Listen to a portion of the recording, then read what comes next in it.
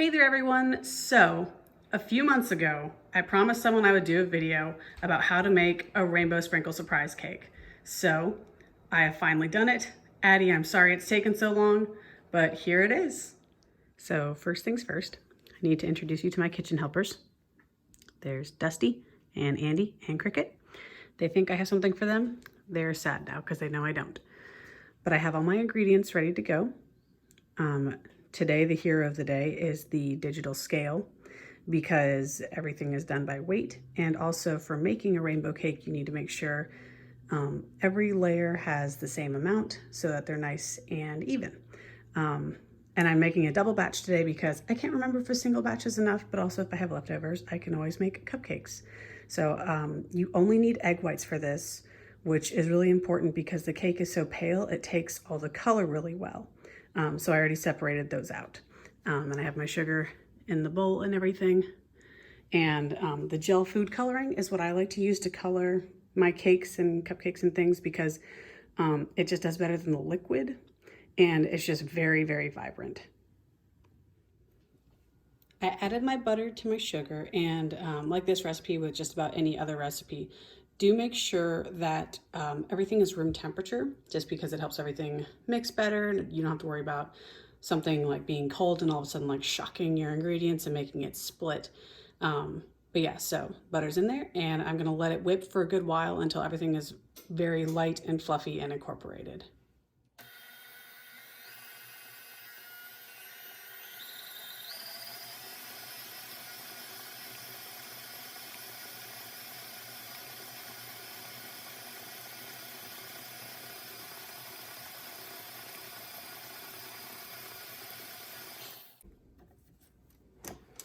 So I do try and scrape down the butter at least once throughout the creaming process to make sure that everything gets incorporated, there's nothing stuck to the sides, and everything like that.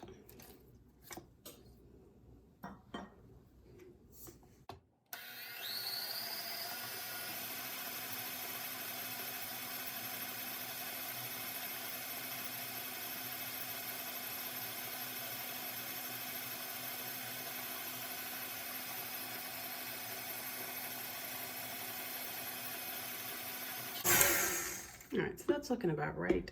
I'm gonna go ahead and add the rest of my wet ingredients, except for I have a milk mixture here, but I'm gonna add at least the sour cream and the vanilla extract for now. And then the egg whites you do in 2 batches so that it has time to incorporate fully. And because you're just using egg whites, you really do need to let it whip up because that's where a lot of your rise is coming through.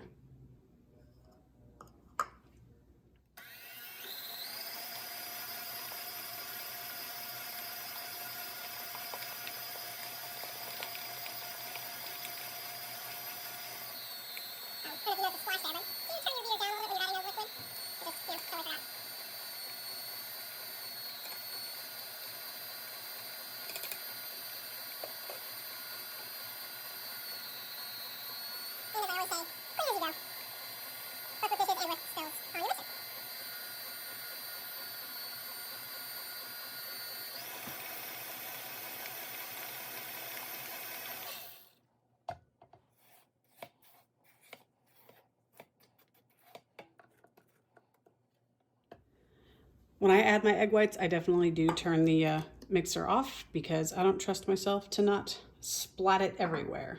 So I just added the first batch. I'm gonna let that whip up and incorporate really well. And then I'll add the second batch.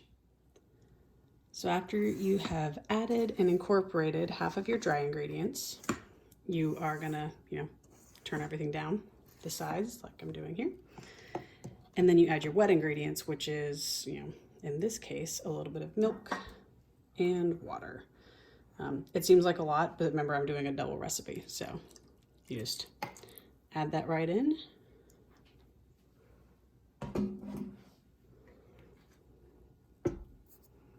And here you go.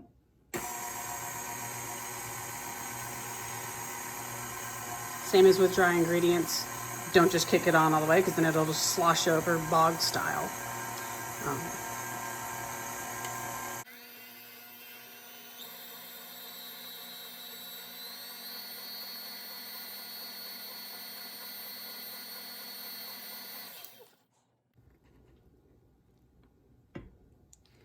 Now we add the rest of our dry ingredients.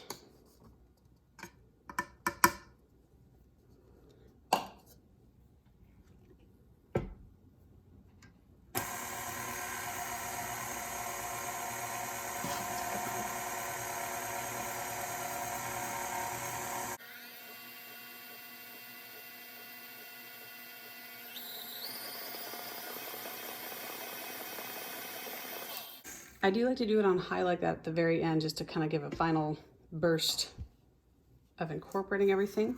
And you see how some of the dry collects on the sides, so that's why we scrape it all down.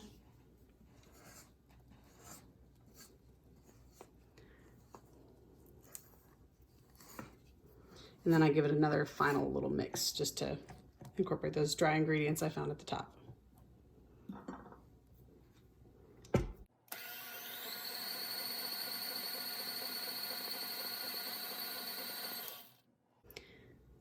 All right, and that's the mix. This is one of the easiest cakes I know how to do, which I love.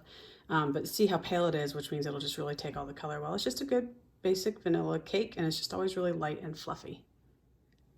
All right, so like I said earlier, this is the hero of the day because this is a sensitive food scale. It's really great.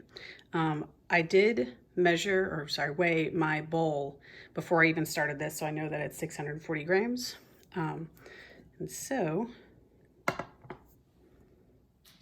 that's 2089. And so you subtract 640 from that, it's 1449, and then divided by 6, because that's how many layers I'm doing, because it's a rainbow, is 241.5. Yes, I used a calculator. I'm bad at maths. Anyway, so that means I can have up to 240 grams per cake.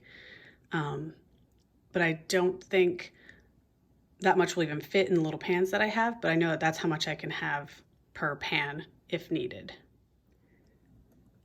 I do want to show you guys these neat little, some brand pans that I found at like Joann's. They came in a little pack of 5, so you can do small layered cakes like the one I'm doing. So what I'm going to show you is we're going to figure out about how much batter I want in each one.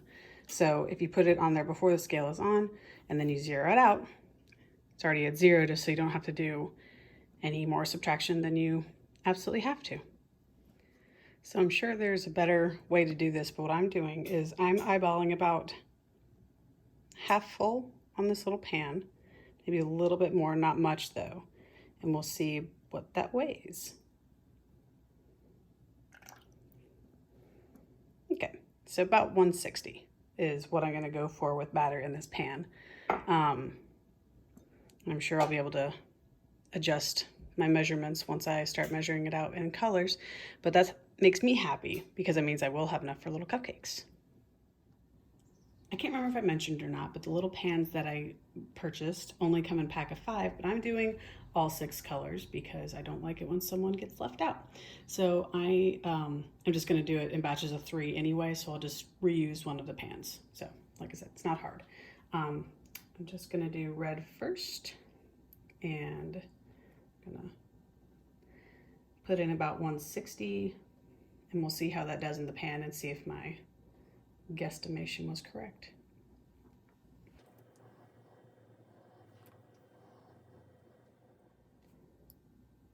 So like I said, the gel just tends to work better than normal liquid.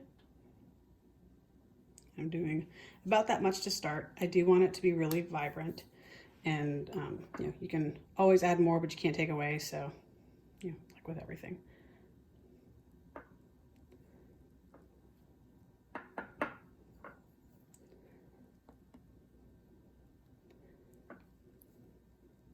This is turning into like ketchup red.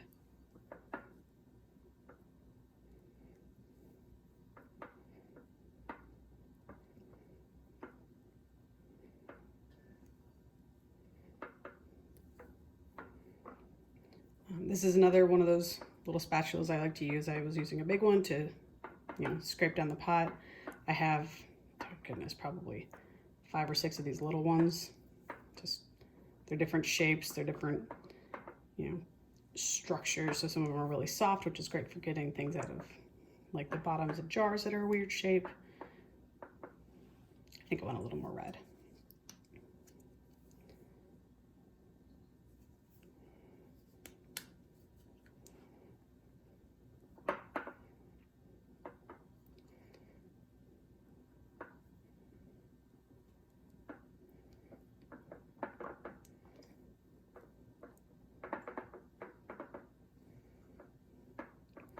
I'm trying to make sure I get all the way down to the bottom because I don't want any streaks of pale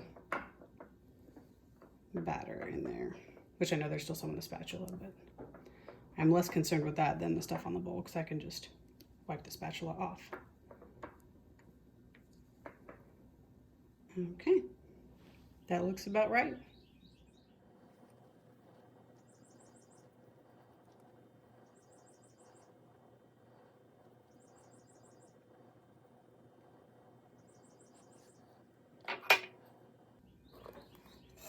Just trying to get it spread evenly to the edges, so when it bakes, it rises consistently. There we go. It's about halfway full. Perfect. Now to do this for the rest of them. So I realized in mentioning I still have my batter spoon. That would have been much faster than the little red guy.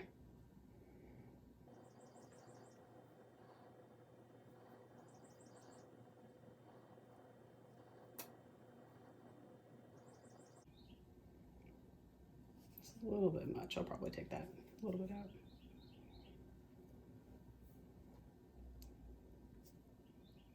Close enough.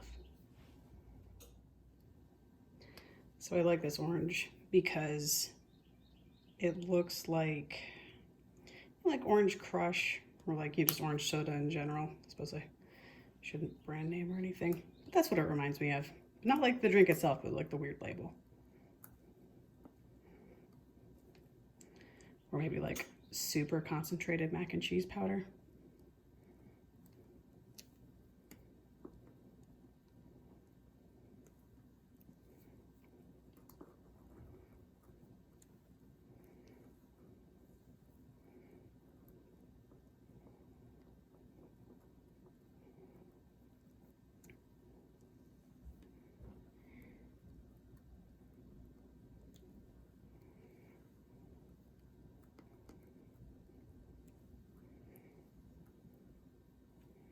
All right.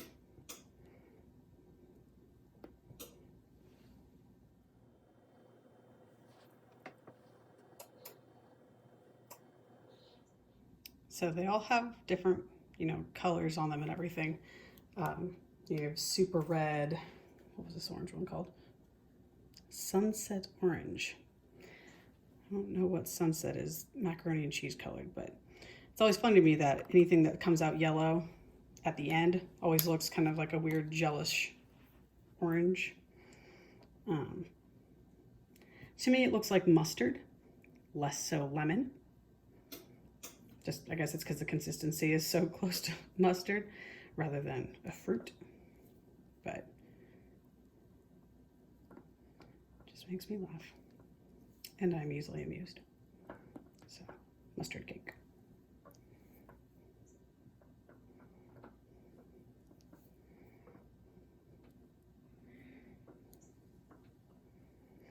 And for red, orange, and yellow, I always like to use one of my ceramic bowls, whereas with the other three, I'll probably just use like a plastic Tupperware.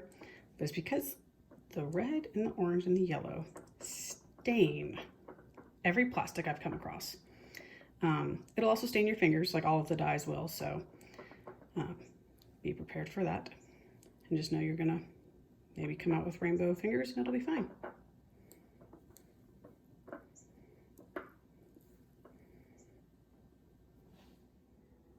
So there are the first 3 cakes ready to go. I put them on a pan so that I can more easily take them all out.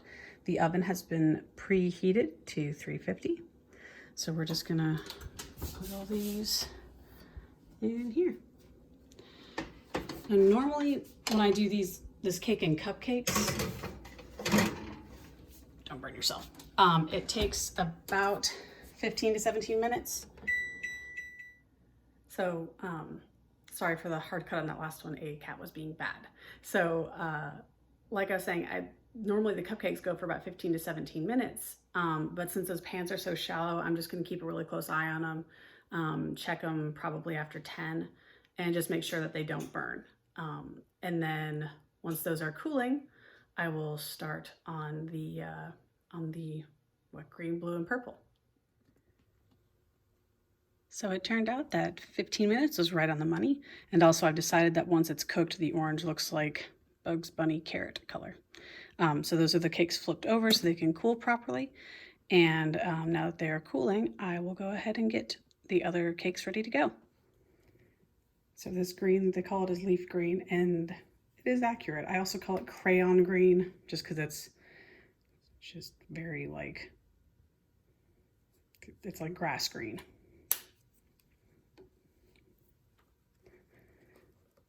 And while my cakes were cooking, I did take the opportunity to go ahead and catch up on all my dishes that need to be done. I know I say it regularly, but it really does help just to clean as you go. That way you're not overwhelmed towards the end and you don't have like a sink full of dishes when you're like, oh no, one of the dishes I need is at the bottom of this dish pile, and so you have to wash to get down to it. But you know, if you've got a few minutes here and there, just do a dish or two. And it just really helps make the whole task much more manageable.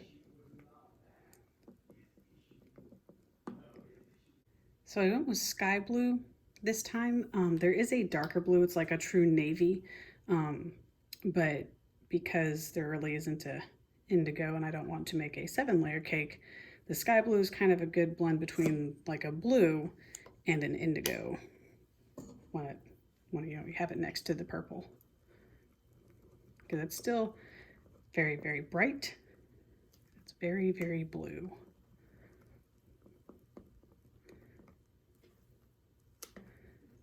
I have used the navy before for like mirror glazes, and it just looks very gorgeous. It's like a dark blueberry to blackberry blue, depending on how much gel you use. Whereas this is more of like it's a straight up Smurf blue. Cool. But yeah, but that's the color I wanted for this cake.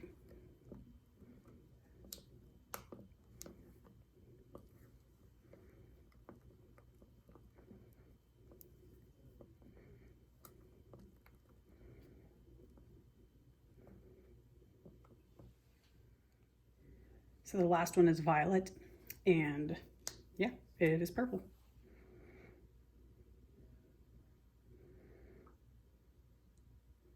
I use this one a lot, which you can tell because it's almost empty.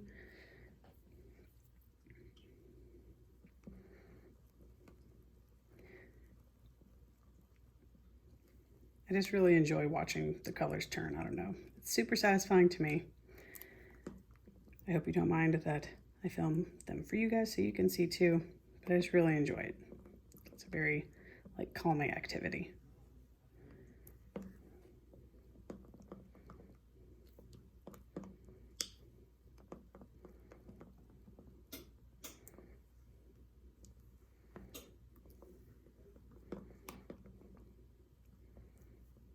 It almost matches my shirt. Well, not really, but you get the idea.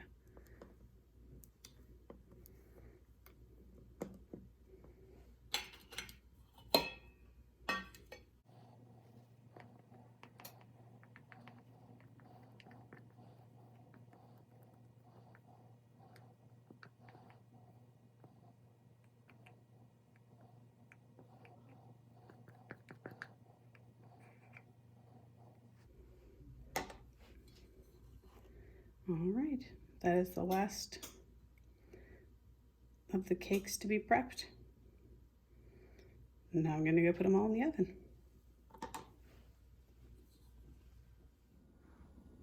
Well, they're all out of the oven, they're all cooling, and I have just finished washing all my dishes. Yesterday, I actually went ahead and made a strawberry compote, which is just, you know, strawberry, sugar, a little bit of cornstarch, and you just cook it. I'm gonna do that in between the layers with a little bit of the cream cheese buttercream I'm about to make. That is all ready to go. And here I have the butter about to start whipping. So I'm gonna get that really nice and light. I did want to show you this earlier. So this is what you use to cut out the center of the cakes, and I will, you know, show you how to do that soon.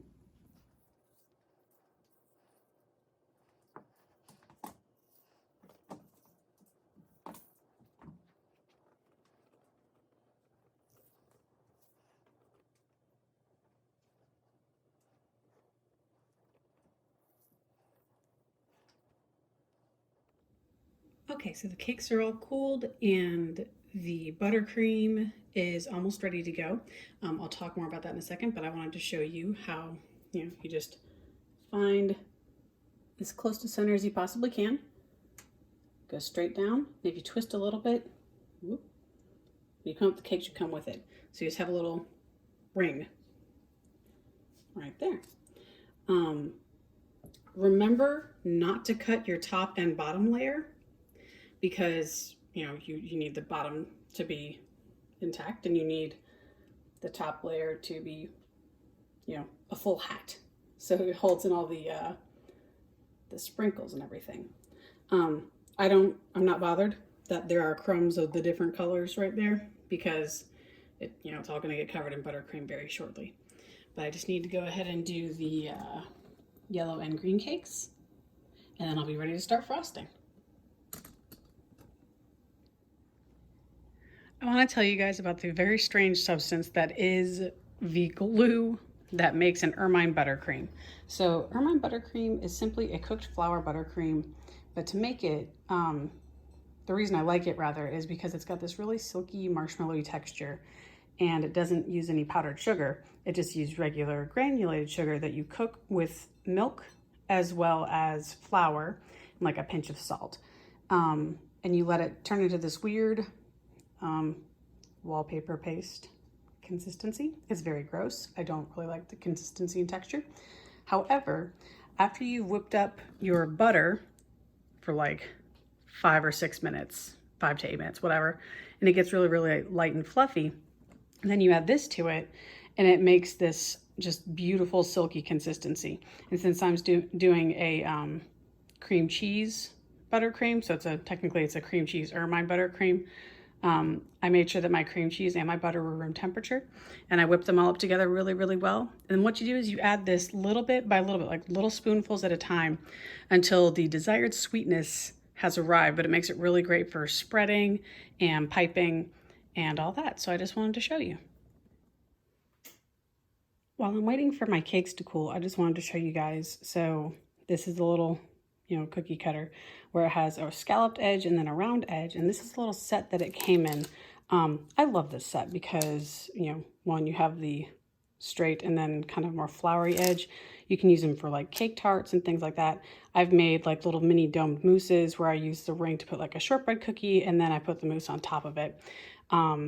It's just a very versatile, fun set. I think I got it on Amazon. I also want to show you my sprinkles. So these were just from Joann's. I like the colors and I like the little hearts in there. And then this is just some regular, like, put it on top of ice cream, sandy sugar sprinkles. I use that to line the inside of the little holes of the cake so that these things don't just like stick entirely to the inside, because you do a little crumb coat of frosting and then you put the pink sprinkles to kind of help keep it free. When you cut into the cake, it'll all spill out a little more easily. So in all honesty, I'm not really much of a cake person. I'm more of a cupcake person. Cupcakes are way easier to decorate. I have mad respect for anyone who decorates cakes for a living. But so I have my base cake here, and what I'm gonna do is I'm gonna put a layer of frosting, a little layer of compote, and then I'm just gonna layer them all up. And the inside of the holes will be frosted a little bit, and then the sprinkles like I mentioned earlier. So yeah, let's start.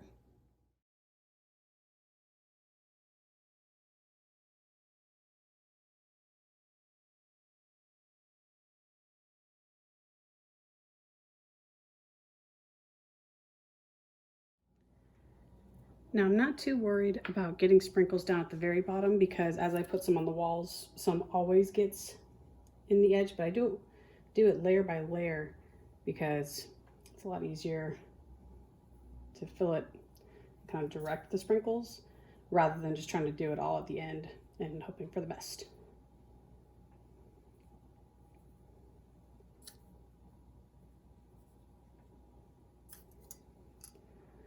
Yeah, so I'm going to do the layer of strawberry compote and then just keep stacking it up.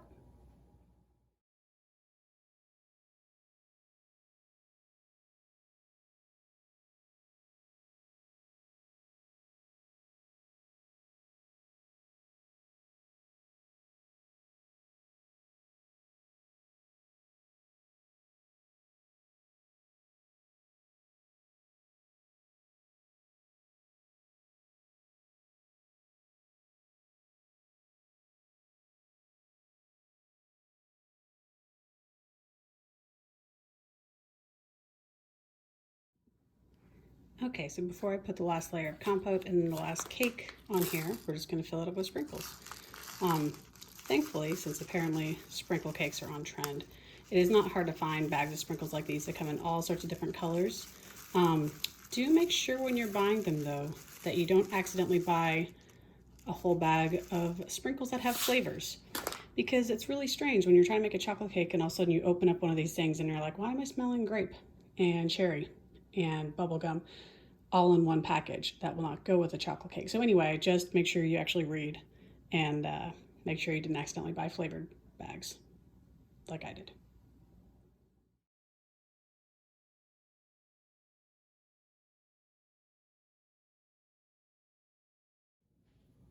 Well, here it is, all done. Like I said, I do not even claim to call myself a cake decorator. I just wanted a simple white frosting on there.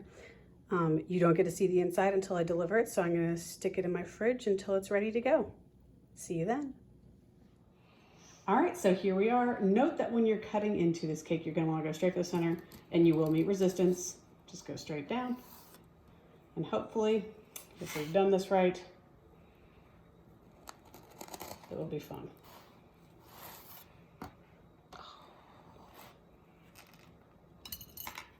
So, sprinkles come out. Usually when you see the pictures of it, there's mountains of it. It's because they add more sprinkles at the end.